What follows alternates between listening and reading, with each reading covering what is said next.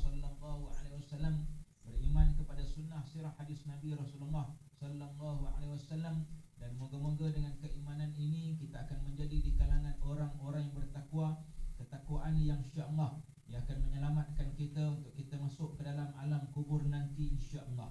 Moga-moga dengan kemasukan kita ke dalam alam kubur akan dipermudahkan oleh Allah Subhanahu wa taala, boleh kita berjawab dengan soalan yang akan dikemukakan oleh Muka dan Nakir nanti insya-Allah, dan moga-moga kita juga akan selamat untuk kita pergi ke padang mahsyar yang mataharinya sejengkal daripada kita, dan moga-moga juga insya-Allah kita ini akan selamat di Yaumul Mizan, hari pertimbangan yang akan diberatkan timbangan kita di sebelah kanan untuk kita ini melintasi titian sirat, tidak terjatuh kita di titian sirat, kerana di bawahnya itulah terletaknya naru jahannam, api neraka Allah Subhanahu wa taala, dan moga-moga kita akan dapat masuk dalam syurga Allah, duduk kita bersama dengan Nabi Rasulullah sallallahu alaihi wasallam, dan moga-moga dengan keberkatan daripada 20 Rabiul Akhir ini insya-Allah akan menjadikan kita ini di kalangan orang-orang yang akan dikabulkan, yang akan dimakbulkan doa-doa kita insya-Allah. Tuan-tuan, puan-puan dan rahmat Allah sekalian, insya-Allah kita akan cuba menyambung pengajian kita dalam kitab Rahiqul Mahtum, titisan yang terakhir dari sirahnya Nabi Rasulullah sallallahu alaihi wasallam, dan kita telah pun masuk dalam muka surat yang ke-86 dalam tajuk baru pembinaan Kaabah dan isu tahkim. Cerita pembinaan Kaabah ini mungkin tuan-tuan biasa dengar. Bagaimana kisah Nabi Rasulullah sallallahu alaihi wasallam yang dilantik sebagai pengadil, sebagai kata pemutus, bila mana di kalangan orang-orang Arab jahiliyah hampir berperang hanya semata-mata untuk meletakkan batu Hajar Aswad. Dan ada satu lagi isu ketika itu, yakni isu tahkim, isu yang diangkat untuk dilantik sebagai siapakah orang yang akan menjadi hakim.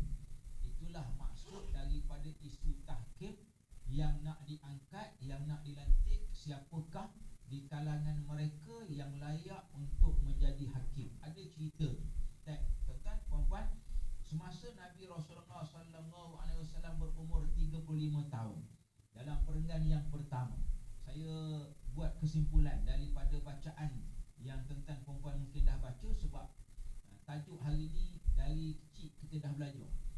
Bina Kaabah, nak letak batu Hajar Aswad, gaduh, datang Nabi bentang serbannya, angkat semua orang, meri serban, semua dah tahu namanya. Jadi saya buat sedikit kesimpulan. Masa Nabi umur 35 tahun, nak dibina semula Kaabah. Kenapa nak dibina semula Kaabah? Sebab ketika itu berlaku bencana alam, banjir besar, yang namanya ialah banjir Arid. Dalam muka surat yang sama, surat 86, dalam perenggan yang kedua itu, dalam tajuk perenggan kita yang kedua, satu banjir besar yang namanya banjir Arid telah pun melanda Kaabah dan juga telah pun melanda Mekah. Jadi batu-batu yang ada asal, Kaabah yang asal dibina sejak zaman Nabi Ismail, zaman Nabi Ibrahim. Jadi boleh kita bayangkan berapa ribu tahun, berapa ratus tahun yang telah pun dibina Kaabah dan tidak pernah dibaiki. Dan kebetulan bila datangnya banjir besar ketika itu, runtuh Kaabah. Dan ketika itu batu-batunya setinggi 9 hasta. Satu hasta dari hujung jari sampai ke siku. Betul? Orang lama-lama tahulah bilang-bilang hasta. Maknanya, jadi lebih kurang berapa tadi? 9 hasta. Kalau kita bentangkan tangan ni, satu depa lah kot. Jadi separuh ni 9. Kalau satu depa ni lebih kurang 4,5 depa, 4,5 depa. Maknanya tuan-tuan, batu besar, batu kuat, kukuh, tapi sebab dah lama, maka ianya mula diresapi dengan anai-anai, diresapi dengan lubang-lubang yang akhirnya menyebabkan pada ketika itu bila datang banjir besar, runtuh. Sebelum daripada runtuh, Kaabah dulu tak ada bumbung. Dalam perenggan pertama ada disebut Kaabah tidak mempunyai bumbung. Kaabah ketika itu juga ada dua fungsi. Fungsi yang pertama untuk dijadikan sebagai tempat tawaf. Semayang belum lagi. Banyak semayang selepas Nabi diangkat jadi Rasul baru disyariatkan solat. Jadi sebelum itu belum lagi ada syariat semayang. Kan? Walaupun zaman Nabi Ibrahim, zaman Nabi Ismail ada syariatnya, tapi zaman Nabi Muhammad tidak terlaksana. Jadi satu untuk tawaf, satu lagi ialah untuk dijadikan sebagai tempat simpanan barang-barang berharga. Jadi kalau dulu-dulu istilahnya bank lah. Kaabah ni macam bank. Nak simpan gelang, nak simpan gantai, nak simpan barang emas, nak simpan barang perak, semuanya.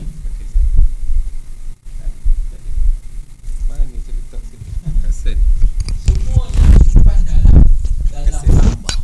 Maka inilah puan-puan, bila mana disimpan di dalam Kaabah, bila bumbung tidak ada, maka barang-barang berharga itu telah pun dicuri, seperti mana dalam perenggan yang pertama telah pun dicuri.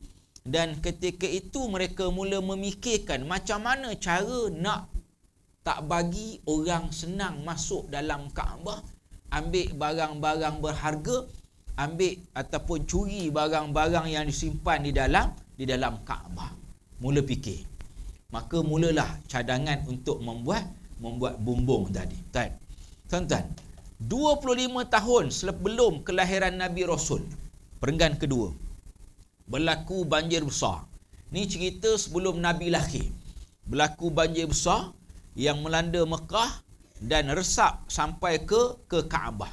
Banjir itu menyebabkan Kaabah hampir runtuh dan orang-orang Quraisy terpaksa bina semula Kaabah daripada musnah. Dan mereka setuju, ni yang syok ni. Mereka setuju untuk membina Kaabah mestilah dari sumber-sumber yang baik. Tak boleh ambil sumber haram. Seperti apa? Pelacuran riba, harta-harta yang diambil secara menganiaya orang, tak boleh. Ajaran ini, tuan-tuan, sampai sekarang masih kekal. Nak bina masjid, jangan sedekah duit nombor ekor. Duit nombor ekor kita buat longkang katanya. Sampai sekarang masih ada. Saya ingat saya dulu, tuan-tuan, masa belajar di luar negara, ada seorang lah yang dia orang besar sana, orang Malaysia. Dia bagi cadangan pada negara tempat kami belajar tu. Negara kami ni miskin, Sudan namanya, miskin. Tandas pun, airport pun lebih besar airport Ipoh lagi. International airport dia lebih besar lagi airport Ipoh. Ipoh lebih besar daripada international airport yang dimiliki oleh negara sana, tuan-tuan. Maksudnya miskin sungguh. Jadi ada orang besar kita ni bagi idea. Bila jumpa menteri je, jumpa anggota-anggota kerajaan, bagi idea. Buatlah macam Malaysia, Genting Highland katanya.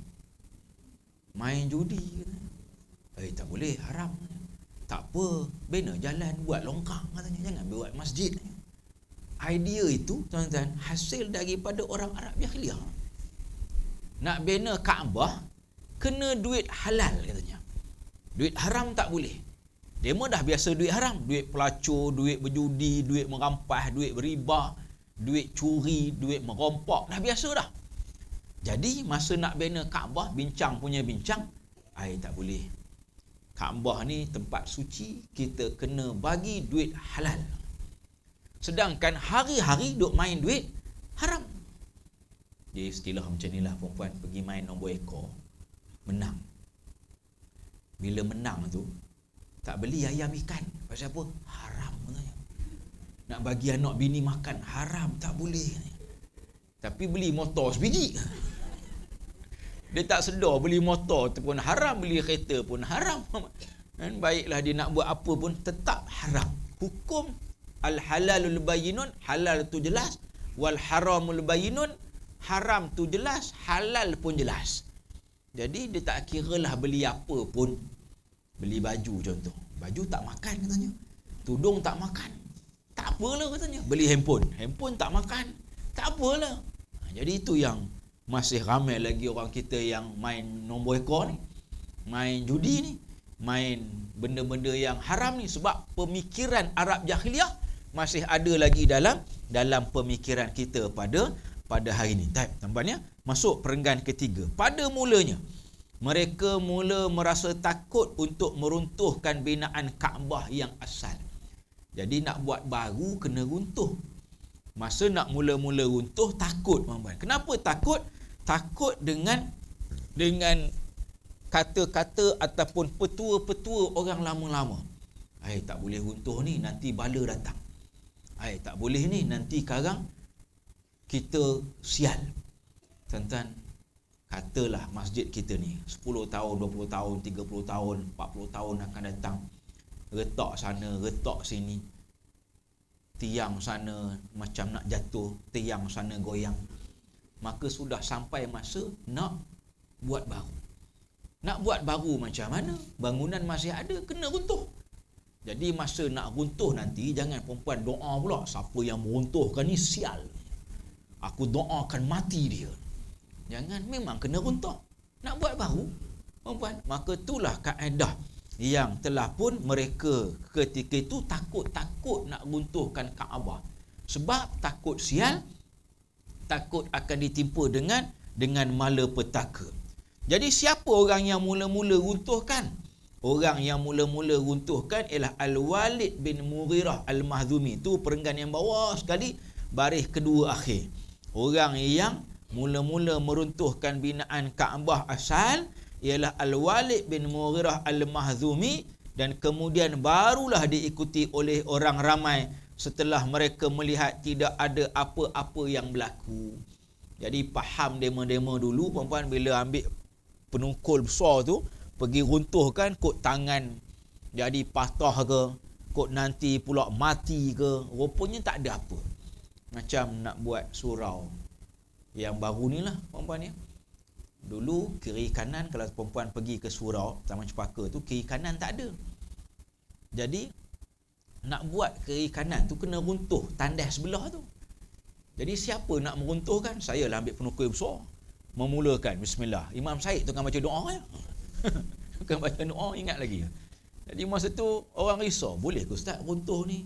Ni duit orang ramai ni, duit dulu-dulu, derma-derma lama-lama. Saya kata pula, kalau tak runtuh, macam mana nak buat baru? Macam mana nak buat kiri kanan ni? Macam mana nak buat beranda itu? Nak buat tempat semayang baru tu? Maka bila orang tak berani, saya lah ambil penukulnya, saya lah yang tukuikan. Alhamdulillah sihat sampai sekarang. Tak ada sakit pun. Sakit lah hari tu sekejap. Tapi itu bukan sebab mukul itu. Itu sebab lain. Perempuan, ringkasnya apa? Nak ceritanya apa? Inilah pemahaman orang dulu-dulu. Tempat suci tidak boleh diruntuhkan walaupun untuk dibina baru. Jadi bila orang tengok Al-Walid tak ada apa-apa, maka mereka pun barulah ramai-ramai cuba ataupun melakukan kerja-kerja meruntuhkan Kaabah, sehingga sampai ke tapak asasnya yang di bawah tu, yang di rendah tu, sampailah situ, puan-puan. Kemudian barulah mula bina baru. Dalam muka surat 87 perenggan yang kedua itu, barulah dibina baru bangunan Kaabah, dibahagi-bahagikan bahagian Kaabah kepada setiap kabilah. Kabilah ramai. Semua orang nak buat kerja ni. Sebab apa? Sebab kerja mulia. Bina Kaabah ni dianggap kerja mulia. Maka semua kabilah nak turut serta. Jadi bila semua kabilah nak turut serta, dibahagi-bahagikan. Okey, belah sini kamu buat, belah sini kabilah ini buat, belah sini pula kaum ini pula buat. Dibahagi-bahagikan. Supaya apa? Supaya tidak bergaduh. Sampailah puan-puan, bila sampai kepada satu tempat yang nak diletakkan Hajar Aswad. Cuma sebelum itu, tuan-tuan puan-puan, tukang benanya berbangsa Rom. Tukang bena Kaabah itu, ketuanya ialah seorang berbangsa Rom yang namanya Baqum.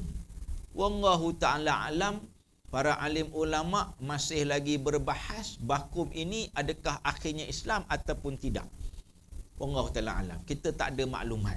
Cuma perempuan, ringkas nak ceritanya, kalau bakum Islam pun yang lain tak Islam. Sebab zaman itu zaman jahiliah. Perempuan ya? Jadi sampailah pada tempat letak Hajar Aswad, berselisih pandangan. Berapa lama? 4-5 malam. Perempuan cuba tengok perenggan kedua tu, diletakkan berlanjutan perbalahan itu selama 4 hingga 5 malam. Dan hampir-hampir menimbulkan peperangan. Hampir nak berperang hanya semata-mata sebab siapa nak letak tempat Hajar Aswad ni. Hampir berperang. Inilah orang Arab. Lalu datanglah Abu Umamah bin Al-Mughirah Al-Mahzumi tadi mencadangkan supaya lantik hakim seorang. Lantik pengadil seorang untuk menyelesaikan perbalahan. Dengan cara apa? Esok, siapa yang mula-mula masuk ke dalam Masjid Haram, maka dialah orang yang akan kita lantik sebagai hakim. Jadi malam itu, perempuan, pakat-pakat kunci jam. Ada ke jam? Zaman itu tak ada. Perempuan ya. Istilah kita begitulah, pakat kunci jam. Kalau kita ni, handphone ni, boleh kunci. Handphone bini lagi, kunci. Handphone anak lagi, kunci. Jam tu lagi, yang bunyi kering tu, ada lagi jam bunyi kering tu. Yang tu, yang besi. Ada ya? Dah lama tak jumpa. Yang ada besi tu. Perempuan, kunci. Dengan harapan esok nak jadi hakim. Pakat-pakat nak jadi hakim sebab apa? Sebab kerja yang mulia. Dan mereka sudah pun ada niat, kalau aku hakim, aku akan bagi kaum aku yang angkat. Itu niatnya. Kalau contoh saya lah jadi hakim, saya akan bagi An-Nisa yang angkat. Orang lain tak boleh, saya kata. Termasuklah haji-haji ni, 4 orang ni, 5 ni. Umpamanya. Ni yang angkat. Orang lain nak campur, tak boleh. Saya hakimnya. Orang Taman Cepaka nak masuk, tak boleh. Orang Ampang nak masuk, tak boleh. Inilah orang-orang yang akan angkatnya. Sebab saya hakim. Ikut saya lah. Maka perempuan, begitulah pemikiran hakim-hakim yang berangan esok nak jadi hakim tu. Tiba-tiba esok masuk-masuk tengok dah ada orang. Siapa orangnya? Muhammad bin Abdullah bin Abdul Muttalib. Bila tengokkan Muhammad, oh setuju. Kita setuju. Asal tadi dia nak jadi hakim. Tapi bila tengok Muhammad, oh kalau Muhammad aku setuju. Kalau Faisal tadi aku tak setuju dah. Contohnya begitu, perempuan. Tapi sebab Muhammad yang masuk, Muhammad yang mula-mula, aku setuju. Dan perempuan, apa kata mereka? Cuba tengok perenggan yang ketiga tu. Inilah si jujur. Digelar Nabi Rasulullah ini, inilah si jujur. Dalam bahasa Arabnya digelar sebagai Al-Amin. Al-Amin tu maksudnya orang yang paling jujur. Tak ada orang yang paling jujur di Mekah ketika itu melainkan Muhammad bin Abdullah. Tak pernah menipu, tak pernah bohong, tak pernah ambil harta orang, tak pernah makan harta haram. Itulah namanya Muhammad bin Abdullah. Jadi orang kenal Muhammad dari kecil. Macam kita lah perempuan ya. Kalau sekarang ni tiba-tiba nak lantik pengulu lah kata. Pengulu Taman Cepaka, Ampang, Rapat Setia. Nak lantik siapa agak-agak? Lantik Faisal lah. Jangan. Kecil-kecil tu melompat tingkap surau, tingkap atas sampai ke bawah. Dengan siapa anaknya. Tu dah nyorok. Perempuan. Ada kawan melompat tingkap dari tingkat atas. Dulu surau 2 tingkat. Lompat sampai ke bawah. Sihat sampai sekarang. Alhamdulillah. Tapi bukan sampai ke bawah, sampai ke bumbung tandas yang saya runtuhkan tu. Kemudian menyorok belakang tangki, Ustazah cari tak jumpa. Ustazah paling balik, kami lompat pula ke bawah tu. Ustazah nyampu hidup sampai sekarang. Masih lagi mengajar sekolah Kemerayak Taman Cepaka tu. Masih sampai sekarang. Ustazah Ziyatul Ahmad namanya. Dulu naik bersika je perempuan. Ngayuh bersika dia. Hari ni dah naik kereta Innova perempuan ya. Rezeki time. Perempuan, kalau orang kenal saya kecil-kecil ataupun mungkin kenal perempuan lah, ke maksum lah ke ni, tak kan? Pernah juga buat jahat-jahat dulu-dulu kan. Nakal juga. Semua orang nakal. Mamanya. Cikgu pun nakal juga saya rasa dulu-dulu. Haji-haji ni pun boleh tahan juga dulu-dulu. Nakalnya tu. Mamanya. Jadi kalau orang kenal kita, orang tak percaya. Tapi sebab orang kenal siapa Muhammad, maka orang percaya sebab Muhammad dari kecil baik. Dari kecil hormat orang, dari kecil tak pernah menipu, dari kecil tak pernah sembah berhala, dari kecil tak pernah terlibat dalam benda maksiat. Baik serba-serbi Muhammad bin Abdullah ni. Jadi bila nampak Muhammad yang duduk, orang pertama masuk, Nabi pun tak tahu sebenarnya. Faham kan? Bukanlah niat Nabi tu nak masuk awal sebab nak jadi hakim, tidak. Dia tak tahu pun perbincangan semalam bahawa esok orang pertama masuk akan jadi hakim. Nabi tak tahu pun. Tetapi tergerak hati, Allah gerakkan. Pagi-pagi awal-awal Nabi pun rasa nak pergi tawaf di Kaabah, Nabi pergi. Jadi bila orang lain masuk, oh Muhammad, okey setuju. Oh Muhammad, okey setuju. Nabi pun terpinga-pinga. Kenapa? Bila dimaklumkan, maka Nabi pun cari idea, cari pandangan apa nak dibuat. Maka ketika itulah Nabi perenggan yang seterusnya meminta sehelai kain. Setengah pandangan kata serban Nabi, setengah pandangan kata kain orang lain. Wallahu ta'ala alam. Tapi kainlah perempuannya, jangan kita gaduh bab itu. Diletakkan tengah-tengah dan semua ketua-ketua kabilah pegang kain, bucu kain tu pegang. Masing-masing pakat pegang. Jadi kain tu katalah 4 segi kainnya, macam kain serban kita. Perempuannya katalah 4 segi, kain saya ni bukan 4 segi. Jadi masing-masing pakat pegang seorang sikit. Jadi ketika itu bila dah angkat semua orang, semua ketua kabilah dah angkat, sampai di tempat nak letak Hajar Aswad, Nabi ambil dengan tangan dia yang mulia, diletakkan di penjuru tempat Hajar Aswad, dan rupanya semua orang setuju. Sebab semua ketua telah pun diberikan peluang untuk angkat. Kalau saya jadi hakim, siapa tukang angkat? 7 orang anak saya lah tukang angkat. Masuk mak dia 8, opahnya 9, toknya 10, opah yang kat kampung sana 11. Inilah 11 orang yang tukang angkat. Saya tak bagi dah orang lain. Saya hakim, saya akan bagi saya, keluarga saya. Nampak? Serupalah macam perempuan. Perempuan jadi hakim, agak-agak nak ajak orang lain ke? Nak ajak jiran sebelah ke? Nak ajak ke jiran yang gaduh dengan kita hari tu? Tak ajak dah. Umpamanya, siapa suruh gaduh dengan aku? Umpamanya, tak ajak dah. Maka inilah hebatnya Nabi Rasulullah sallallahu alaihi wasallam yang masa itu 5 hari bergaduh, tak terfikir pun nak buat macam Nabi Rasulullah buat, tak terfikir. 5 hari hampir berperang, tak terfikir langsung nak buat macam mana yang dibuat oleh Nabi Rasulullah sallallahu alaihi wasallam. Perempuan, perenggan akhir. Masa nak bina Kaabah tu, duit tak cukup. Sumber duit tak cukup. Sebab apa? Sebab bila kumpul-kumpul duit-duit ni, daripada sumber-sumber yang halal tak cukup. Yang banyaknya duit haram. Duit judi, duit pelacur, duit curi, duit rompok, tu banyak. Jadi bila duit halal ni tak cukup, mereka mengeluarkan kira-kira 6 hasta binaan di sebelah utara yang dikenali sebagai Hijr Ismail dan Al-Hatim. Mereka meninggikan pintu Kaabah atas dari permukaan tanah supaya tidak dimasuki oleh sesiapa pun, dan apabila telah pun mencapai 15 hasta, mereka memasang bumbungnya yang dilapik dengan 6 batang tiang. Ringkasnya begini, saya lukis sikit ya. Saya tak reti lukis. Dulu nak ambil seni tapi gagal. Allah Rabbi, minta maaf. Minta maaf cikgu. Sampai tak?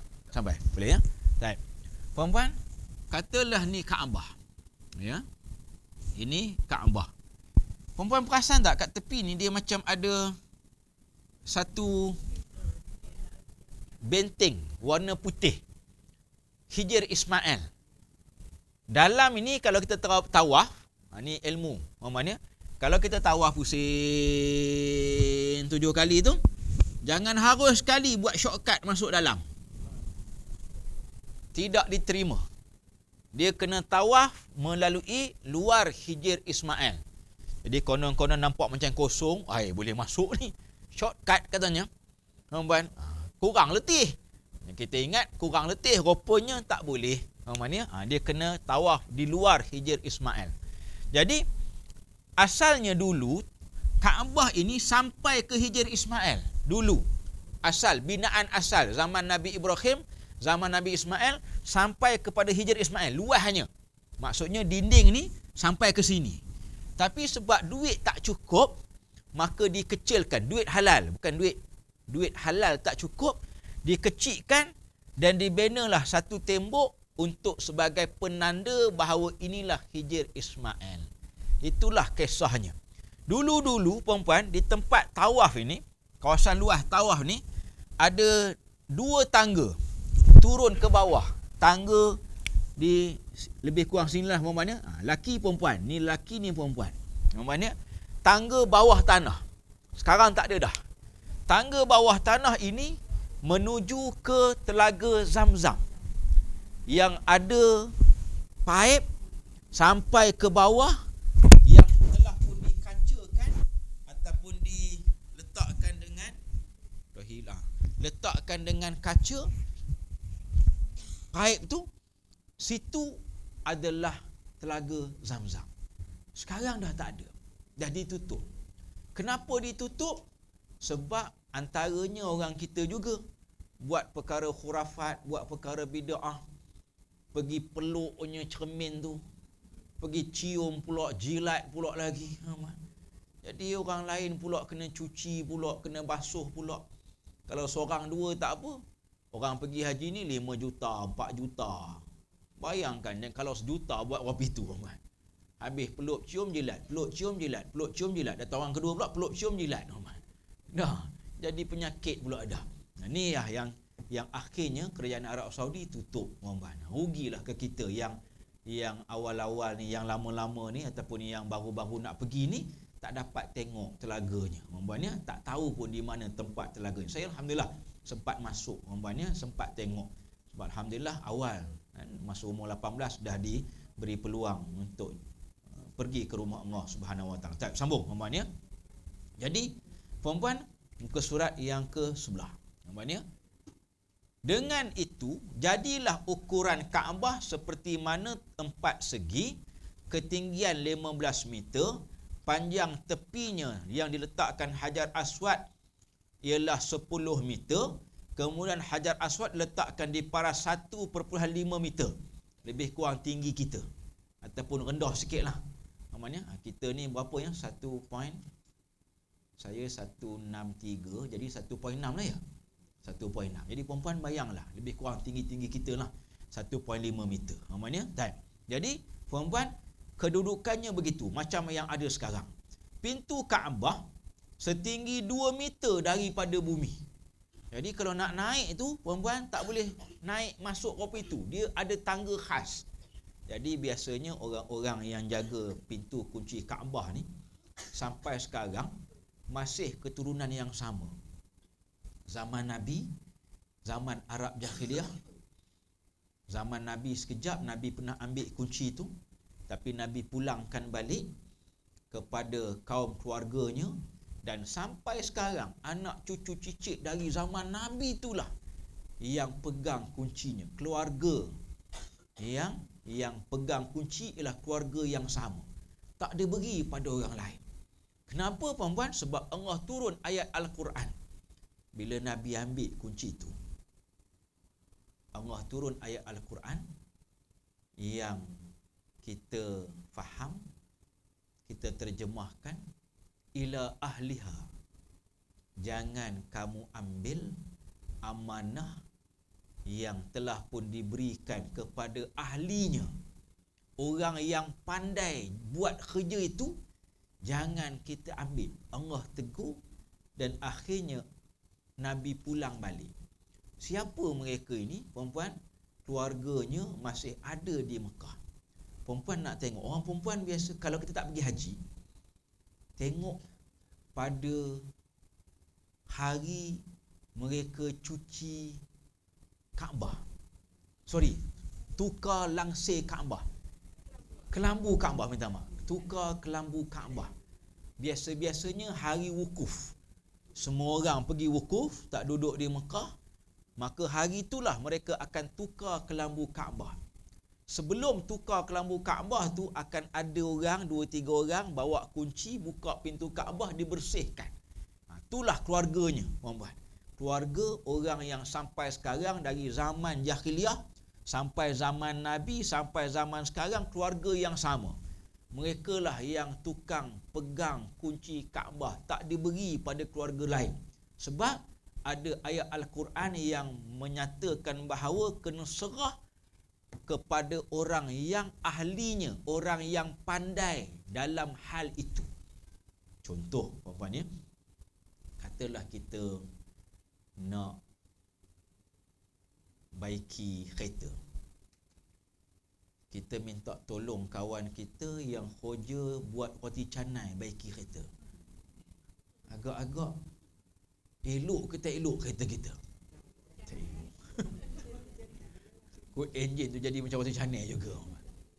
Kena bagi ila ahliha, kepada orang yang pandai. Serupalah dengan orang buat roti canai. Jangan bagi pada pomen. Pergi rumah pomen, roti canai 20 ya, esok aku ambil. Dia pandai baiki kereta. Esok ambil roti canai, tengok penuh minyak hitam.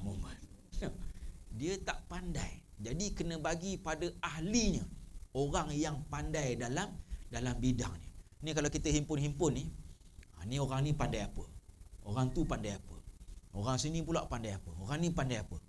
Perempuan, kalau dihimpun-himpun ni banyak kepandaian kita. Kalau kita umat Islam ni boleh bersatu padu, perempuan, dalam bab ekonomi selesai, dalam bab pentadbiran selesai, dalam bab negara selesai, dalam bab dunia, sains, teknologi, banyak orang-orang Islam yang pandai dalam pelbagai bidang. Tapi sebab tidak ada kesatuan, maka itulah yang ruginya Islam. Orang ni buat style dia, orang ni buat style dia, orang itu buat style dia. Niaga pun gaduh kadang-kadang. Faham pasal tak? Faham pasal ada satu bangsa, dia boleh berniaga benda yang sama sebelah-sebelah. Pasal tak? Niaga yang sama, tapi berniaga sebelah-sebelah. Haram tak gaduh pun. Cuma kalau kita, tuan-tuan, niaga sebelah-sebelah, tak lama. Niaga benda lain pun gaduh. Sebelah ni berniaga lain, sebelah ni berniaga lain, gaduh juga, tuan-tuan. Padahal lain-lain. Tu ada viral baru tu kan. Datang orang baru, niaga tapak sebelah dia. Saya pun tak ingat apa benda, tuan-tuan. Marah. Padahal kawan tu bukan berniaga sama macam dia. Lain, tuan-tuan. Tapi itulah, tuan-tuan, kita yang kita katakan sebagai, kita ni banyak kemahiran tapi tidak dapat disatukan. Tuan-tuan, tu yang saya seronok bila Mahat Tahfiz. Dia ada sekarang ni Mahat Tahfiz vocational. Yang ada yang belajar cara baiki motor besar. Ada, tuan-tuan. Cara-cara baiki motor besar yang jadi motor vroom vroom tu. Bukan kapcai apa kita tu, tidak. Bukan AF5, tidak, tuan-tuan. Motor yang besar tu. Yang reganya pun boleh beli kereta sebiji. Rumah saya silap, tuan-tuan. Sungguh, tuan-tuan. Kawan saya, tapi orang kaya lah. Tapi kawan lah, bukan saya, tuan-tuan. Motornya rega 120,000. 120,000.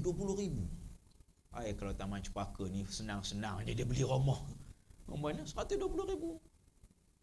And lot baru lebih kurang lah kot 100. Baki 20 lagi boleh renovate. Itulah orang yang ada duit. Tapi ada duit, kalau tidak dibawa kepada Islam, rugi. Tapi alhamdulillah kawan saya ni ustaz juga, perempuan. Dia di kalangan orang-orang yang baik. Perempuan, sambung.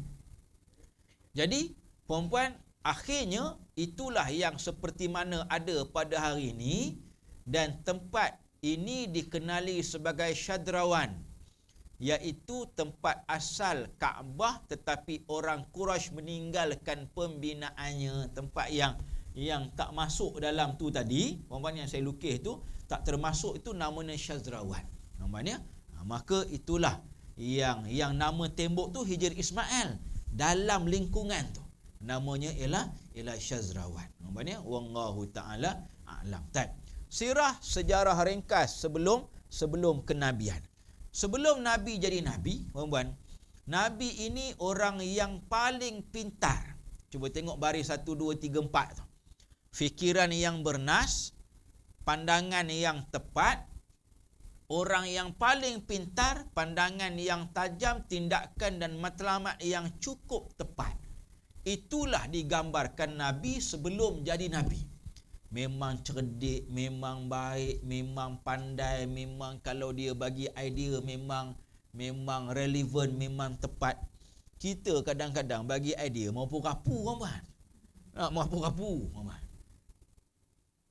Contoh, tuan-tuan ya. Kalau kita nak apa ya? Idea merapu, dia tak mari pula idea merapu hari ni. Tapi istilahnya kita kalau bagi idea merapu lah, tuan-tuan. Kereta terbang, tuan-tuan. Cikgu bagi idea. Ni live pula tu. Bagi idea kereta terbang pun merapu, tuan-tuan. Dah ada dah. Cuba bayang 10 tahun akan datang semua pakat terbang. Jam di atas pula. Di atas tak ada jalan, tuan-tuan. Tu kata merapu juga kadang-kadang. Dia kena ada sistemnya. Kalau kata betul nak ada pun kena ada sistemnya. Orang putih buat cerita ni lama dah, tuan-tuan. Cerita Avatar dan sebagainya, dia ada landasan dia. Landasan ini je. Okey, orang ini nak pergi Kuala Lumpur, ikut landasan ini. Ni kereta terbang, cerita kereta terbang. Tuan-tuan ya. Orang putih buat lama dah cerita. Tapi kita kan sudahlah bawa pun tak pandai. Melanggar sana, melanggar sini, jatuh payung terjun, minta pakai, mati terus. Tu duk risau yang di bawah ni pun selalu aksiden, yang di atas jenuh. Puan-puan, itulah Nabi kalau bagi pandangan tepat, tajam, matlamatnya cukup jelas. Puan-puan, itulah Nabi Rasulullah sallallahu alaihi wasallam. Apa lagi? Akhlaknya baik, fitrahnya bersih. Baginda menyingkap lembaran kehidupan manusia, urusan mereka, hal ehwal berbagai lapisan manusia. Rasulullah tidak senang dengan kepercayaan khurafat dan menjauhkan diri daripada perkara-perkara tersebut. Rupanya Nabi memang dari kecil sudah tidak senang dengan perkara-perkara yang melibatkan berhala, tak suka. Tuan-tuan dan puan mungkin ingat satu kisah yang Nabi sedang mengembala kambing. Tiba-tiba Nabi terdengar bunyi-bunyian di Mekah. Ada pesta yang sedang berlaku. Istilah kita hari ni apa yang fun fair lah kot. Ada fun fair, lama tak pergi fun fair. Ada ke lagi fun fair sekarang? Ada ya. Dulu ada nampak dekat belah-belah Ampang tu. Tapi besar kecil lah, tak besar mana. Ada kereta api, ada yang buai-buai tu umpamanya. Dulu di Mekah pun lebih kurang lah macam ada fun fair.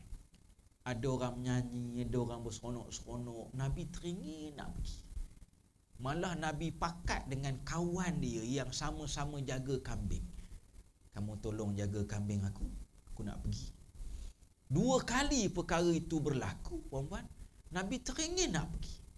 Dan bila Nabi berjalan balik ke Mekah, tiba-tiba Allah berikan rasa letih kepada Nabi. Akhirnya Nabi berhenti berehat dan Nabi tertidur sampai keesokan harinya. Habis fanfare. Fanfare macam kita lah, malam aja pun. Siang tak ada fanfare.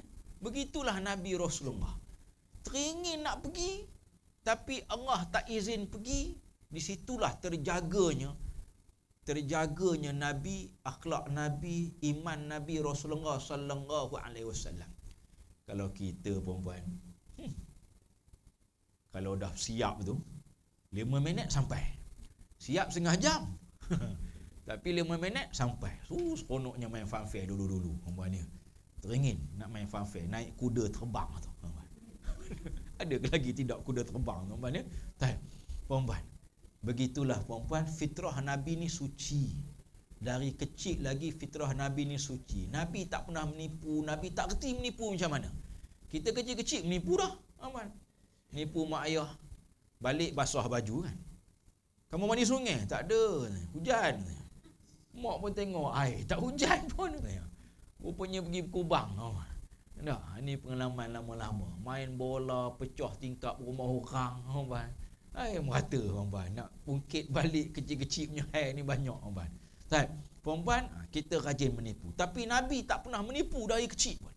Inilah keadaan Nabi Rasulullah. Fitrahnya memang fitrah yang bersih, fitrah yang baik. Sambung. Rasulullah sallallahu alaihi wasallam bergaul dengan manusia mengikut pertimbangan fikiran untuk memahami mereka dan keadaan mereka. Apa yang didapatinya baik, Rasulullah akan bersama-sama dengan mereka. Puan-puan, ni satu daripada kita boleh tiru Nabi. Nabi berkawan dengan orang yang baik. Sebab itu Nabi juga baik. Siapa kawan rapat Nabi? Abu Bakar. Dari kecil. Dalam riwayat menyebut bahawa Nabi dengan Abu Bakar ni lebih kurang 2 tahun perbezaan umur. Katalah Nabi 40, Abu Bakar 38. Begitulah. Maksudnya katalah Nabi 10 tahun, Abu Bakar 8 tahun. Kawan baik Nabi dari kecil tu Abu Bakar lah. Dan Abu Bakar ni pula kebetulan memang tidak pernah menyembah berhala. Abu Bakar memang tak pernah mencuri, memang tak pernah merompak, memang tidak pernah melanggar pelacur. Langgar pelacur ni istilah dalam orang Arab jahiliah benda biasa. Benda biasa. Jadi kalau siapa tak langgar pelacur, tak minum arak, jadi pelik. Tak pernah minum, jadi pelik. Tak pernah pergi pelacur, jadi pelik, tuan-tuan. Tapi hari ni itulah yang baiknya pun. Tak pernah minum arak, bagus. Tak pernah pelacur, bagus, tuan-tuan.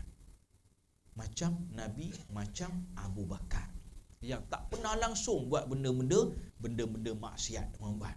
Maka kita pun nak anak kita, cucu kita pun rupa itu, supaya mereka ni menjadi di kalangan orang-orang yang beriman pada Allah Subhanahu wa taala. Malah puan-puan, Nabi, cuba tengok surat sebelah 89 tu, tidak pernah makan sembelihan yang dikhaskan untuk berhala. Sembelih unta, sembelih lembu contohnya, tapi niatnya untuk berhala. Nabi tak makan. Istilah kita hari ni, apa nak istilahnya? Tak ada kot. Sebab kita semuanya sembelih bismillah dengan nama Allah, tuan-tuan. Tapi kalau nak kita spesifikkan lagi, tuan-tuan, minta maaf saya sebut, tuan-tuan, ya, ada setengah orang ayam cucuk pun tak makan. Dia risau, kot ada benda-benda yang meragukan. Taklah kata haram, tidak. Meragukan, maka dia tak makan. Setengah orang, puan-puan, air mineral yang bukan dikeluarkan oleh orang Islam pun dia tak minum. Ada, puan-puan. Macam ni orang Islam punya kan. Syarikat orang Islam. Sebab dia risau, kot ada perkara-perkara yang meragukan. Pekerjanya contohnya, katalah kerja kilang bukan Islam. Contoh umpamanya, time rehat pergi makan. Agak-agak orang bukan Islam ni makan apa agak-agak? Makan tu lah. Kan? Bunyi yang jahat sikit, babi. Bunyi yang baik sikit, khinzir. Sama je. Nah, katalah time rehat dia makan. Tiba-tiba dialah yang buka tutup botol kita. Umpamanya. Melekat benda tu. Jadi benda tak nampak tak apa. Taklah saya kata haram, puan, benda tak nampak dibenarkan. Tapi kalau kita nampak betul, jelas, nyata perkara yang meragukan tadi, maka wajib untuk tinggal. Jadi setengah orang yang tak nampak ni pun taklah, kot ada. Dia risau. Jadi dia beli pada orang Islam sahaja air yang dimiliki ataupun yang dibuat oleh orang Islam. Ada orang macam tu, puan-puan. Saya pernah jumpa. Puan-puan, orang di Malaysia kita ni, orang di Perak pun. Puan-puan, pernah jumpa orang yang begitu. Cukup straight dalam bab pemakanan. Malah nak beli benda-benda yang bukan sembelih pun. Sayur, ikan contoh. Pada orang bukan Islam pun dia tak berani. Tak beranilah Ustaz. Takut kot ada bulu-bulu anjing ke, kot ada dia bagi makan apa babi yang dihancurkan ke dulu ada video kan yang ikan apa ikan tu namanya dimasukkan dalam satu tong besar warna hitam. Rupanya bila tengok video tu, babi seekor dimasukkan Dia masak sampai hancur. Bila dah hancur, dia bukakan saluran tu, maka saluran tu pun masuk dalam lombong tu, masuk dalam tempat tu, ikan pun cucu makan. Kita pula sedar, ikan patin masak terpaya. Ikan tilapia masak merah, sedar. Jadi setengah orang dia tak berani nak beli dengan orang yang bukan Islam. Sebab takut orang bukan Islam ni beli pada tempat lombong yang macam itu, ataupun tempat bela yang macam itu. Jadi kalau beli pada orang Islam, yakin sikit. Sedangkan kita pun tak tahu pun dia pun ambil dekat mana juga kadang-kadang. Tapi nak membina keyakinan itu, puan-puan, itulah seperti mana Nabi Rasulullah sallallahu alaihi wasallam, seperti mana Abu Bakar yang tak senang dengan perkara khurafat dan menjauhkan diri daripada perkara-perkara yang sembelihan yang dihaskan untuk berhala contohnya. Sikit lagi. Rasulullah sallallahu alaihi wasallam tidak pernah menghadiri, menyertai perayaan keramaian di tempat-tempat berhala. Malah sejak kecil Nabi Rasulullah merasa jengkel, macam mana nak nyebutnya? Jengkel. Merasa jengkel dengan sembahan-sembahan yang palsu, sehingga kan tidak ada sesuatu yang paling dibenci oleh Rasulullah selain daripada berhala. Malah Rasulullah tidak tahan mendengar orang-orang yang bersumpah dengan menyebut nama Al-Lata dan juga Al-Uzza. Nabi bukan saja tak makan sembelihan, malah pergi pun tak pernah, meraihkan pun tak pernah. Pesta tadilah puan-puan ya, bila kecil tu biasa puan-puan, tidak berakal. Tapi bila dah besar, puan-puan tak ada rasa langsung nak pergi.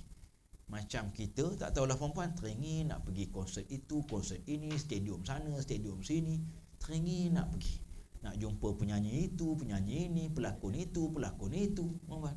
Kalau jumpa siap selfie lagi.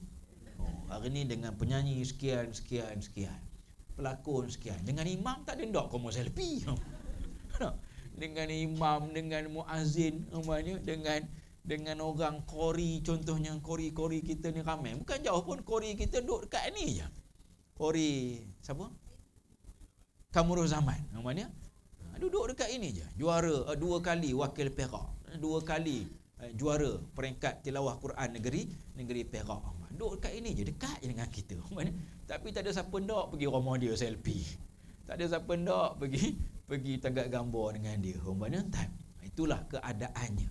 Puan-puan, begitulah keadaan Nabi yang tak boleh dengar langsung orang bersumpah dengan nama Lata dan Uzza. Contoh, puan-puan ya, orang Arab ni memang suka bersumpah sampai sekarang. Sebab kita lah, puan-puan, dulu-dulu kecil-kecil kan, wallahi, sikit wallahi. Puan-puan ya, Arab ni dia ada 2 sumpah, 2 kaedah. Satu wallahi, macam kita lah wallahi wa billahi wa tallahi, puan-puan ya. Arab ni wallahi wa bin nabi, demi Allah, demi Nabi. Jadi kalau orang Arab kita rasa-rasa dia macam menipu, kita suruh dia bersumpah wallahi wa bin nabi, tak berani dia. Sampai sekarang saya pernah try, puan-puan, bila bergaduh dengan Arab ni. Biasa dah bergaduh dengan Arab ni, puan-puan. Bergaduh bukan hai besar pun, hai kaldai bergaduh, hai gambar. Saya pernah cerita tak lagi, saya duduk asrama. Dah cerita tak? Saya duduk asrama, dalam bilik saya tu 7 orang. Saya seorang je orang Malaysia. Jadi katilnya 2 tingkat, saya tingkat atas, kawan saya di bawah, tingkat bawah, orang Arab lah. Yang lain-lain tu semualah puan-puan ya. Saya seorang je Melayu. Jadi masa mula-mula pergi tu, saya tampailah rindu dengan Malaysia. Saya tampailah gambar KLCC tu di dinding. So, namanya gambar Truly Malaysia tulisnya. Jadi Arab-Arab ni pun tanya, gambar apa ni? Saya pun ceritalah, ini bangunan paling tinggi dalam dunia katanya. 2 berkembar paling tinggi dalam dunia. Dekat mana ni? Dia bertanya. Saya pun tunjuk tulisan tu, Truly Malaysia, dekat Malaysia. Bohong katanya. Kazab anta. Kamu bohong. Ni Amerika ni katanya. Bergaduh kat 3 hari bab itu aja. Penyudahnya perempuan saya, senior pesan, jangan bergaduh dengan Arab ni, takkan menang. Mengaku je lah. Hari keempat saya kata, betul kat mereka, saya kata. Mana ni Amerika, saya kata. Bukan Malaysia, bukan. Amerika, minta maaf, aku tipu kamu hari tu. Puan-puan, begitulah bergaduh dengan Arab ni. Takkan menang, puan-puan. Dan memang tak pernah menang. Sampai sekarang saya tak pernah menang, puan-puan. Bergaduh dengan Arab ni sampai sekarang tak pernah menang. Tapi dia kalah dengan wallahi wa bin nabi. Demi Allah, demi Nabi. Kalau orang Arab jahiliyah, wallata wal uzza. Dia kita wallahi. Dia wallata, demi lata. Demi uzza, nama berhala. Begitulah sumpah orang-orang Arab jahiliyah. Nabi dengar ni, puan-puan, bila orang bersumpah dengan wallata wal uzza ni, Nabi seolah-olah macam tak tahan. Rasa geram, rasa marah. Sejak dari kecil. Walaupun Nabi masa kecil, belum Nabi lagi. Diangkat jadi Rasul. Wahyu turun umur 40. Tapi dari kecil lagi Nabi tak boleh dengar orang yang bersumpah dengan nama Lata dan juga orang yang bersumpah dengan nama Uzza. Itulah hebatnya Nabi Rasulullah sallallahu alaihi wasallam. Pengajaran akhir. Perempuan kita ada anak cucu. Anak cucu kita ni, kita didik mereka dari kecil lagi supaya mereka ini faham tentang Allah, tentang Nabi Muhammad sallallahu alaihi wasallam. Kalau tak faham macam kita sekalipun, dia kenal, paling kurang dia kenal, pernah dengar. Nabi Muhammad sekian. Nabi Muhammad tu Rasul kita, ikutan kita. Allah tu Tuhan kita. Ceritalah, puan, ikutlah macam mana cara kaedahnya pun. Hari ni dah macam-macam kan. Dalam kartun ada, dalam saya baru jumpa tadi, puan, ada kartun Islamik, baru jumpa. Rupanya orang Malaysia yang buatnya. Apa ke nama? Saya bagi kat rumah saya tadi. Durio Plus. Hiburan alternatif keluarga yang lebih Islamik. Yang buat Didi and Friend tu orang yang sama. Orang Malaysia. Saya ingat orang putih, yang buat Omar Hana tu, yang baca bismillah, bangun tidur baca doa Omar Hana tu kan. Rupanya orang ini, perempuan, orang Malaysia kita yang buat kartun tu. Perempuan, jangan bagilah tengok kartun-kartun merapu orang putih dan sebagainya yang ada lucah, kadang-kadang ada perkataan-perkataan yang tidak baik, pakaian-pakaian yang tidak sopan, perempuan. Maka kita didahkan mereka dengan kartun-kartun yang more to Islamic, lebih Islamik. Nampak nilai-nilai Islamnya. Baca doa, salam, sebelum keluar rumah salam mak ayah, hanya cerita tu lah rumah anak tu. Banyak. Kemudian saya bukan kempen pula, saya tak ada saham pun, tapi nak bagi cerita, kita kena didik anak cucu kita ni dari kecil. Sebab tu minal mahdi ilal lahdi, dari buayan sampai liang lahat. Dari buayan tu maksudnya dari kecil lagi dah kena didik dengan ilmu-ilmu semayang, ilmu-ilmu puasa, zakat, haji. Walaupun dia tak wajib semayang pun, dia tak wajib puasa pun, tapi kita dedahkan awal, puan-puan. Contoh macam semayang, puan cuba bagi dia dengar apa tu yang bacaan-bacaan solat tu kan. Tak lama, puan, budak ni dia cepat mengingat. Alhamdulillah tu, puan, kadang-kadang budak umur 3-4 tahun tu dia dah laju je. Anak saya 2 tahun tu, yang perempuan yang kecil sekali tu, dia tak semayang, ngabat. Walaupun sebutnya tak betul, sebab memang budak cakap pun tak reti. Tapi sekurang-kurang dia faham Allahu Akbar tu ialah semayang, kita menghadap Allah Subhanahu wa ta'ala. Didiklah begitu. Jangan malu orang perempuan semayang di rumah contoh. Jangan malu ajak anak cucu semayang sekali. Jangan malu. Kita orang lelaki ajak pergi masjid. Walaupun dia tak wajib lagi, dia nak, alhamdulillah. Dia tak nak pun tak apa, tak ada masalah. Perempuan, anak saya yang nombor 4 tu, setiap kuliah saya, pergilah mana pun, kuliah maghrib, ngekor je dia. Pergi je. Hari tu saya tinggal dia sekali. Ustazah ambil video, dia meraung dalam rumah. Dia tendang je dinding tu. Nak ngikut punya pasal. Nak ngikut kan. Jadi walaupun umur baru 6 tahun, saya duk fikir sekarang bawa dia, sekarang dia tidur. Budak kan. Dia tak larat, esok nak bangun lagi, pergi tadika, letih pula ke dia, lapar lagi. Tapi sebab dia nak ngikut, dia berkehendak kepada nak semayang tu, nak nengok orang semayang, nak nengok orang kuliah, tuan-tuan, maka saya bawalah, bismillah, bawa. Setakat hari ni alhamdulillah tak adalah lagi perkara-perkara yang memudaratkan, tak ada. Malah duduk kuliah duduk depan pula dah. Pakcik tu pun pelik, ayo nak ustaz dia duduk depan ni. Jadi dalam hati saya, malulah pakcik duduk belakang, anak saya pun duduk depan. Itulah istilahnya, tuan-tuan. Tapi tuan-tuan, kita nak cakap tidaklah, belum sampai masanya mereka ini. Semalam saja saya tanya anak saya tu lah, yang selalu ikut tu, semalam saya tanya, nama dia Qatadah. Qatadah, boleh nanti ceramah macam Walid ceramah? Boleh, tanya. Dia boleh dulu. Dah bercakap belum tentu lagi, tapi semangat tu kita dah terapkan awal, supaya mereka ni nanti faham hukum hakam, faham semayang tu wajib, faham tutup aurat tu wajib. Itu paling kurang. Kalau tak jadi ustaz ustazah pun tak apa dah, paling kurang faham semayang wajib, puasa wajib, tutup aurat wajib, faham tentang ni masjid, ni surau, ni kena datang, ini boleh buat, tu tak boleh buat, ni pahala, ni dosa. Itu paling kurang, insya-Allah. Wallahu taala alam. Kita berhenti dalam muka surat yang ke-88, minta maaf, 89 dalam perenggan yang pertama, dan insya-Allah kita akan sambung dalam perenggan yang kedua, yang mana Nabi pernah sebut bahawa Nabi ini pernah berkeinginan sebanyak 2 kali. Apa keinginan Nabi Rasulullah, puan-puan? Kemudian kita akan sambung insya-Allah. Bismillahirrahmanirrahim. Alhamdulillahirabbil alamin. Wassalatu wassalamu ala asyrafil anbiya'i wal mursalin wa ala alihi wa sahbihi ajmain. Allahumma iftah alaina, Allahumma iftah alaina, Allahumma iftah alaina. Ya Allah Tuhan kami, bukakanlah pintu hati kami, ya Allah. Ya Allah Tuhan kami, bukakanlah pintu hati kami untuk kami ini menerima segala ajaran kitab Al-Quranmu, ya Allah. Untuk kami ini menerima segala sunnah-sunnah Nabi-Mu, sirah perjuangan Nabi-Mu, hadis-hadis Nabi Rasulullah sallallahu alaihi wasallam. Ya Allah Tuhan kami, satukanlah hati-hati kami ini di kalangan orang Islam, di kalangan orang beriman, ya Allah.